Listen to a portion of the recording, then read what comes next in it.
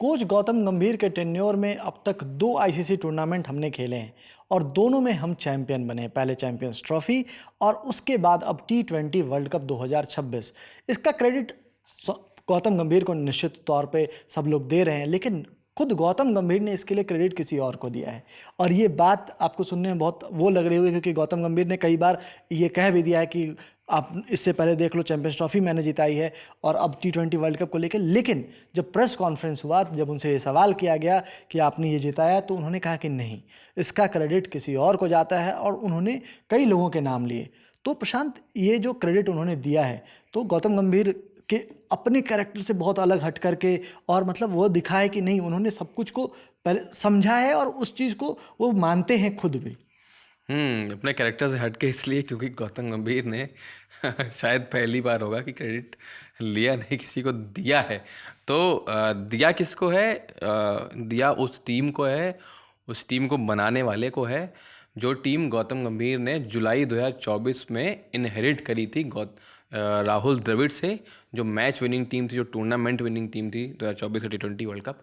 तो उन्होंने, और राहुल द्रविड़ को उन्होंने राहुल भाई कहकर बोला था कि उनको श्रेय जाता है पूरा। उसके अलावा सेंटर ऑफ एक्सीलेंस जो BCCI का है बेंगलुरु में, जो उसके हेड हैं VVS लक्ष्मण, उनका भी नाम उन्होंने लिया कि VVS लक्ष्मण, मतलब वहाँ से COE से जो भी प्लेयर्स आ रहे हैं, वो बहुत अच्छी लॉट आ रही है, वो बहुत टैलेंटेड लॉट आ रही है, वो तैयार लॉट है जो इंटरनेशनल पे इस प्लेटफॉर्म पे आके, इस लेवल पे आके परफॉर्म करती है। और जो प्लेयर्स इंजर्ड भी होते हैं, उनको जिस तरह से वहाँ पर ट्रीटमेंट दिया जाता है, रिहैबिलिटेट किया जाता है, वो किया जाता है। और अभी हाल में जैसे VVS लक्ष्मण ने जहीर खान को, हरभजन सिंह को, इन सबको बुला के कैंप लगवाए। तो वो तो कुल मिलाकर गंभीर ने जो इंडियन टीम का स्ट्रक्चर है उसको लेकर ये बोला कि जब तक स्ट्रक्चर ऐसा रहेगा, ये लोग रहेंगे एट दी हेल्म उन पोजीशंस पे, तब तक इंडियन क्रिकेट बहुत अच्छा करेगा। एक ये गंभीर ने अगर बोला है, तो ये आप समझिए कि क्रेडिट लेने देने वाली बात नहीं है, ये अपने आप में ही बहुत बड़ी बात है। और वो हमको दिखता है जब हम रणजी ट्रॉफी देखते हैं, जब हम ये देखते हैं कि ईशान किशन टीम में है ही नहीं, सैयद मुश्ताक में और विजय हजारे में गजब की परफॉर्मेंस करके ईशान किशन टीम में आते हैं। और वो कॉल कितना मुश्किल रहा होगा प्रशांत, कि एक सेलेक्टर के लिए, एक चीफ सेलेक्टर के लिए, कि आप टीम के वाइस कैप्टन और जो हो सकता है फ्यूचर कैप्टन भी हो, शुभमन गिल, उनको आप बाहर करने का डिसीजन लेते हो, वो भी T20 वर्ल्ड कप से ठीक पहले। और वो कॉल जो, मतलब सब लोग ये उम्मीद कर रहे थे कि टीम अनाउंसमेंट से पहले तक, कि जब टीम की बात होती थी, 15 लोगों की बात होती थी, तो एक सूर्य कुमार यादव और दूसरा शुभमन गिल, इन 2 नाम के अलावा बाकी नामों पर डिस्कशन होता था। लेकिन वो कॉल लेना, और वो भी इस मौके पर कि ठीक है, ईशान किशन ने बहुत अच्छा परफॉर्म किया तो हम उनको लेके आएंगे, बहुत टफ कॉल था, और इसी कारण से वो क्रेडिट देना बनता भी है। बिल्कुल टफ कॉल था, और यही क्रेडिट देना बनता है। और तीसरा नाम जो एक और लिया उन्होंने, अजीत अगरकर का लिया, हेड ऑफ सिलेक्शन कमेटी। उन्होंने बोला कि वो सब भी बहुत अच्छा काम कर रहे हैं, सोशल मीडिया से इतर जो भी बातें चल रही हैं उन सबको उन्होंने पूरी तरह खारिज कर दिया। उन्होंने कहा कि अजीत अगरकर भी अच्छा काम कर रहे हैं। और कहीं ना कहीं वो बात सच भी है। अगर ईशान, जो खिलाड़ी परफॉर्म कर रहे हैं, अगर डोमेस्टिक में परफॉर्म करने वालों को टीम में जगह मिलती है, तो ठीक है, सवाल उठेंगे, दैट इज़ ओके। बट गंभीर की बात गलत नहीं है कहीं से। उन्होंने जो बोला वो बिल्कुल सही बोला, क्योंकि ईशान किशन हमारे पास एक एग्जांपल है। संजू सैमसन को टीम ने बैक किया, एट द एंड संजू ने परफॉर्म करके दिखाया। शुभमन गिल नहीं परफॉर्म कर रहे थे तो उनको बाहर किया। तो वो बोल्ड कॉल्स लेने होते हैं, आपको उस स्टेज में परफॉर्म करना है। और बोल्ड कॉल्स पर भी गंभीर ने बात करी कि ये टीम बोल्ड कॉल्स लेने के लिए जानी जाती है। और ये यहाँ से बात वो निकल के आई कि गंभीर ने बोला कि हमें 170 160 वाला जो ब्रांड ऑफ क्रिकेट था वो नहीं खेलना है, हमको फियरलेस क्रिकेट खेलना है, जहाँ पे जीत हार, मतलब नॉट जीत, हारने का कोई डर ना हो। गंभीर ने वही बात बोली कि ये टीम एकदम किल के लिए जाएगी, जब भी जाएगी। हो सकता है कभी 100-110 पे आउट हो जाएं। उन्होंने एग्जाम्पल भी दिया कि साउथ अफ्रीका के साथ हमारे साथ ये हुआ, हम 76 रनों से मैच हारे, लेकिन कभी भी टीम ने अपने स्टाइल ऑफ क्रिकेट को बदलने की सोची ही नहीं, ना ही टीम मैनेजमेंट ने, ना ही किसी खिलाड़ी ने। और फिर वो दिखा हमको पिछले 2 मैच में, जब 253 255 बने सेमीफाइनल फाइनल में, तो गंभीर ने वो छाती ठोक के बाद कही है ये कि वो आपको एट द एंड दिखा और इतने रन बन गए कि वो प्रेशर था सामने वाली टीमों पे और हम कप लेके आए हैं उस ब्रांड ऑफ क्रिकेट से। बिल्कुल। और एक और चीज़ है प्रशांत की, जैसे मुझे याद है 2022 का T20 वर्ल्ड कप का सेमीफाइनल मुकाबला, जहां इंग्लैंड की टीम हमारे सामने थी, हमने बहुत ही सेफ क्रिकेट खेला, वही 160 170 वाला स्कोर था, और फिर जो इंग्लैंड ने हमें थ्रैश किया उस मुकाबले में, 10 विकेट से हम वो मुकाबला हारे। जोस बटलर, एलेक्स हेल्स दोनों नॉट आउट रह गए और 84 और 80 रन के आसपास दोनों ने बनाया, और मतलब मैच को ऐसे अब टीम इंडिया से दूर ले गए कि टीम इंडिया तो कहीं है ही नहीं उस मुकाबले में। उस मुकाबले के बाद एक और चीज़ बदला, वो ये मुझे दिखने को मिला 2024 T20 वर्ल्ड कप में, जहां रोहित शर्मा खुद चार्ज ले रहे थे और ज़्यादा रन स्कोर करने की कोशिश कर रहे थे। लेकिन फिर आया 2024 वर्ल्ड कप के बाद का वो दौर, जहां गौतम गंभीर ने हर प्लेयर के अंदर वही चीज़ इम्बाइब करा दी कि आपको अगर खेलना है तो इसी माइंडसेट से खेलना है कि गो फॉर द किल, कोई फर्क नहीं पड़ता, आप 250 सोचो, आप उससे नीचे मत सोचो। और आपने देखो कि सेमीफाइनल और फाइनल जैसे मुकाबले में, जहां टॉस आप हार गए हो, आपको पहले बैटिंग करने के लिए भेजा जाता है, और वहां पे आकर के 250 प्लस का स्कोर करना, वो इतने दबाव वाले मैच में, वो दिखाता है कि साइकोलॉजिकली आप बहुत क्लियर हो। उन्होंने पर्सनल माइलस्टोन्स को भी लेकर के कुछ बातें की है। पर्सनल माइलस्टोन्स को लेकर क्या कहा है? तो उन्होंने यही बोला कि टीम का सिर्फ एक एम है ट्रॉफीज़ को सेलिब्रेट करिए, पर्सनल माइलस्टोन्स को किनारे रखिए और एक टीम की तरह खेलिए और ट्रॉफियाँ आएंगी, अपने आप आएंगी। उन्होंने ये तक कहा कि इसमें सैमसन का भी एग्जांपल दिया उन्होंने। सैमसन जो पिछली 3 पारियाँ थी 97, 89, 89, उन्होंने कहा अगर सैमसन को आप देख लीजिए, अगर वो 89 पे हैं तो वो शतक के लिए नहीं जा रहे हैं, ठीक है। गंभीर ने ये बोला कि अगर कोई 94, 95, 96 पे है, अगर बॉल है मारने वाली तो छक्का मारिए, छक्के शतक पूरा करिए। ये नहीं करना है कि 96 पर खेल रहे हैं उसके बाद 4 सिंगल ले रहे हैं टुक टुक करके। तो उससे असर क्या होगा कि एट द एंड जो बोर्ड पे 250 लगना होगा वो 250 नहीं लगेगा, हो सकता है 230 ही रह जाए, ठीक है। आज भी एक वक्त लगने लगा था जब 3 विकेट गिर गए थे कि नहीं स्कोर तो 250 बहुत आराम से बन रहा था, अब नहीं बनेगा, लेकिन वो नहीं हुआ। एट द एंड आप देखिए शिवम दुबे ने आके वही काम किया जिस चीज़ गंभीर बात कर रहे हैं, ठीक है।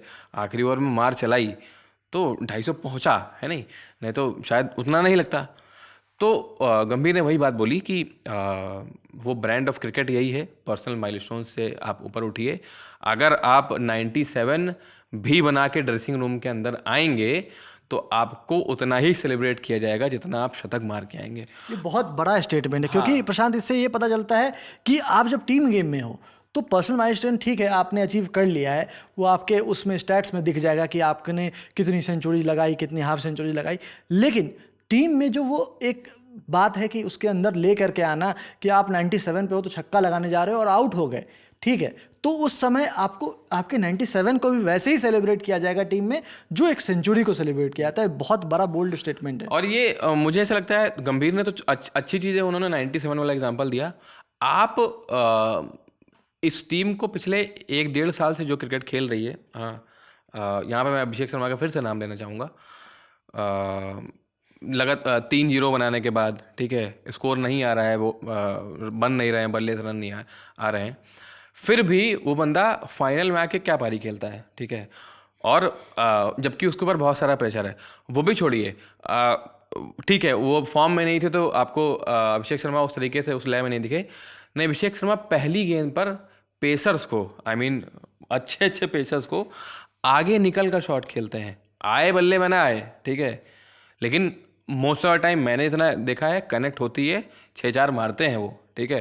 कभी कभी नहीं आएगी, लेकिन जब नहीं आती है तो ऐसा नहीं है कि वो अगली गेंद पे फिर से वो डॉट बॉल कर रहे हैं या सिंगल है, नहीं, वो फिर से निकल के मारते हैं। और आपको याद होगा 3 डक के बाद ये बात सबने कही कि 3 डक के बाद कोई बंदा आकर के रुक जा, लेकिन उसके बावजूद अगर वो 3 डक के बाद जब वो पारी खेलने उतरे तो उन्होंने उसी अंदाज में खेला कि नहीं मुझे चौके के लिए जाना है। वही मैं कह रहा हूँ। तो वो आपको सिर्फ गंभीर की बात से ही नहीं, वो आप इन प्लेयर्स को जब खेलते हुए देखोगे तो आप खुद ही समझ जाओगे।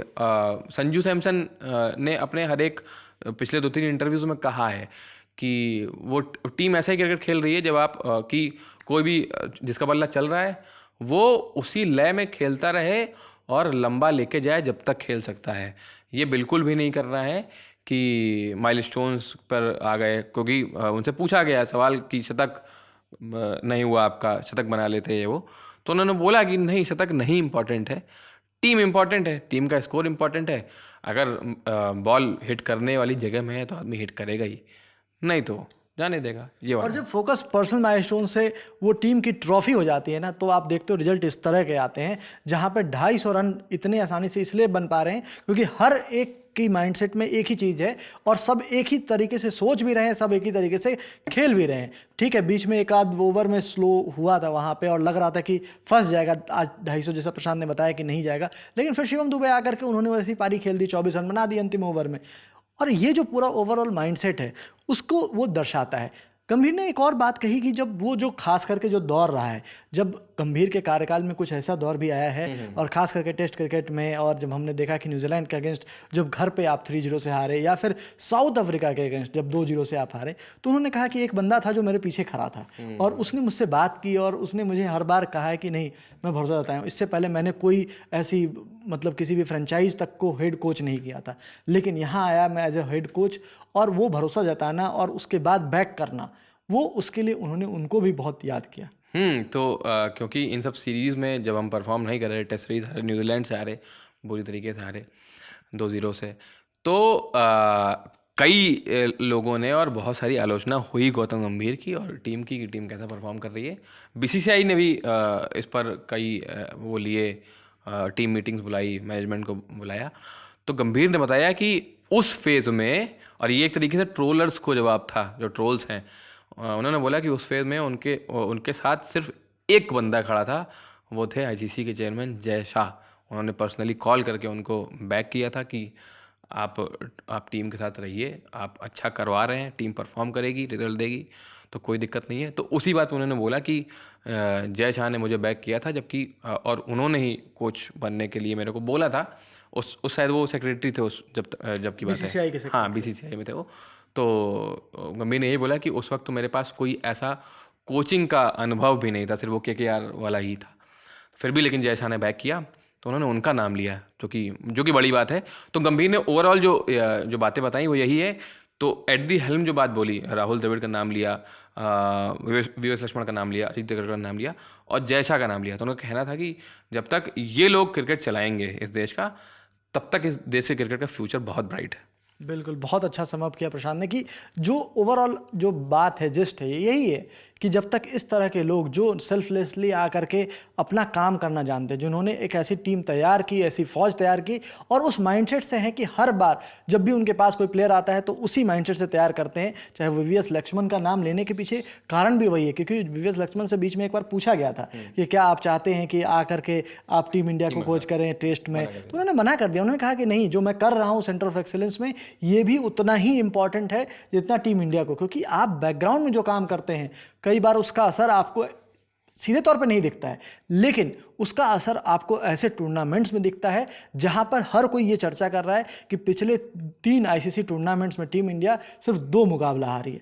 तो ये दिखाता है कि टीम इंडिया की क्या कलिबर है। और जिस तरह से एक समय डोमिनेशन की बात होती थी कि एक डोमिनेशन ऑस्ट्रेलिया का दौर रहा है, जहां पे लगातार उन्होंने जिस टूर्नामेंट में कदम रखते थे पता होता था कि ऑस्ट्रेलिया जीत जाएगी। अब ऐसा लगता है कि टीम इंडिया वो कॉन्फिडेंट टीम बन गई है जो मतलब बाकी टीम्स उनसे भिड़ने के लिए फाइनल में वो पूरे टूर्नामेंट में मुकाबला करती है, और बिल्कुल वैसी ही कहानी इस वर्ल्ड कप में भी रही है। तो जो गौतम गंभीर ने बातें कही, जो खास करके जो क्रेडिट दिया है, वो क्रेडिट देने के पीछे एक और कारण भी है कि खास करके चैंपियंस ट्रॉफी के बाद बहुत सारी बातें भी हो रही थी कि ये जो टीम है वो तो गौतम गंभीर की टीम नहीं है, ये टीम जो है राहुल द्रविड़ की है। तो वो भी ये बात जानते हैं, ऐसा नहीं कि उनको बताने की ज़रूरत पड़ेगी कि ये टीम किनकी है, लेकिन जो एक साइकोलॉजिकल इम्पैक्ट है आपको दिखता है कि गौतम गंभीर जो बात बोल रहे हैं वो बात टीम में हर कोई उनकी सुन रहा है। और जो खास करके बैटिंग ऑर्डर को लेकर के एक चीज़ है कि जो तिलक वर्मा है, बाकी प्लेयर्स हैं, कई बार उनको ऊपर नीचे जाना पड़ा। खुद संजू सैमसन को पता नहीं था क्या होगा, 5वें नंबर पे, फिर पहले नंबर पे,